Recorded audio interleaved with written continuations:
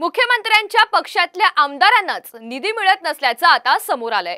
शिंदे गटाचे आमदार दिलीप लांडे यांनी जिल्हा नियोजनाच्या बैठकीमध्ये कागदपत्र फाडून याचा तीव्र निषेध केलाय।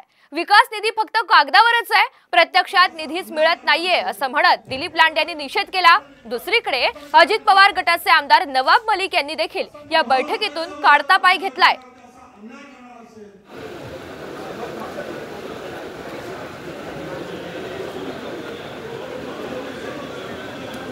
अन्याय करणार असेल तर हे केलेलं ते चुकीचे आहे ना नियोजन, त्याचा मी जाहीर निषेध करताय।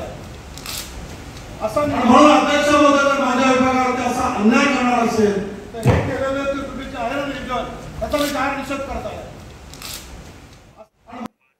4 वर्षामध्ये साधा नामफलक लावायला जिल्हा नियोजन समितीच्या प्रशासनाला वेळ नाहीये, त्यांच्याकडे निधी नाहीये।